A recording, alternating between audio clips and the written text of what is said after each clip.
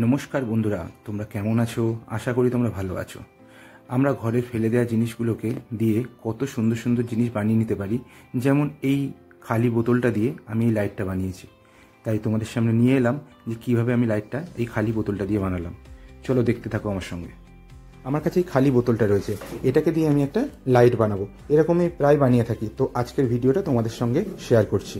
এটা হচ্ছে 3D liner. 3D liner হচ্ছে রেডি টু ইউজ একটা প্রোডাক্ট, যেটাকে দিয়ে আমি সুন্দর করে এই বোতলের গায়ে নকশা তৈরি করতে পারবো।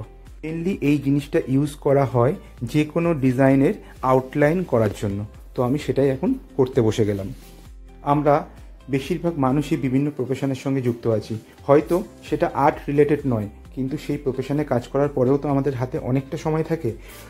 সেই সময়গুলোকে আমরা যদি এইভাবে ইউটিলাইজ করি, তাহলে আমরা সুন্দর সুন্দর জিনিস বানিয়ে ঘর সাজাতে পারবো এবং সেটাকে চাইলে আমরা বাইরে বিক্রিও করতে পারবো।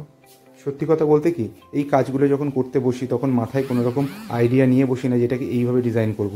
মনে যেটা আসছে সেটা করে যাচ্ছি। আর 3D লাইনার এত সুন্দর একটা জিনিস, যেটা দিয়ে একটা যেরকম পেন্সিল দিয়ে ছবি আঁকা হয় না, ঠিক ওইভাবে আমি এটাকে ব্যবহার করে কিছু জিনিস এঁকে নিতে পারছি বোতলের গায়ে।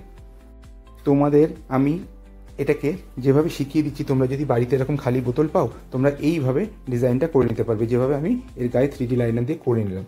এবার আমি করব যে ফাঁকা অংশগুলো আছে, মানে ওই 3D লাইনার দিয়ে যে ডিজাইনটা করেছি তার পাশ দিয়ে যে ফাঁকা অংশগুলো আছে, সেইগুলোতে ফেব্রিক কালারের যে সাদা কালারটা পাওয়া যায়, সেই কালারটা দিয়ে আমি ভরাট করছি।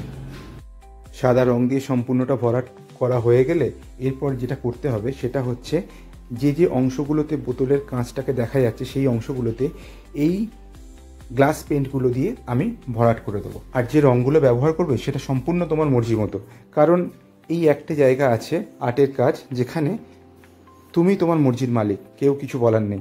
যেটা তোমার ভালো লাগবে সেটাই তুমি ব্যবহার করবে। আমি যেমন এখানে ইয়েলো আর রেড কালারটা নিয়ে নিয়েছি ব্যবহার করার জন্য। আর সব কিছুর সঙ্গে যে জিনিসটা মেনলি দরকার সেটা হচ্ছে ধৈর্য। ধৈর্য কিন্তু একদম মাস্ট, কারণ আর্টের কাজ করতে গেলে তোমাকে অনেক ধৈর্য নিয়ে কাজ করতে হবে, তবে একটা কাজকে সুন্দর করে ফুটিয়ে তুলতে পারবে। এরপর আমি একে একে সম্পূর্ণটা গ্লাস পেন্ট করে ফেললাম।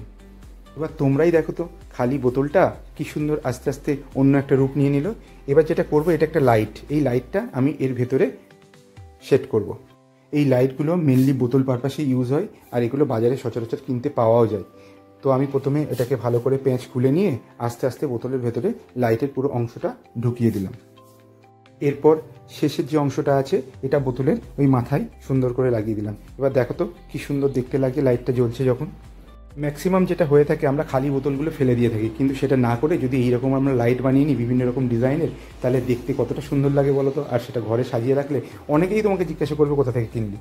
তো পুরো ভিডিওটা তোমাদের কেমন লাগলো আমাকে অবশ্যই জানিও। ভালো লাগলে লাইক, কমেন্ট, শেয়ার করো, কিন্তু অন্যকে দেখার সুযোগ করে দিও।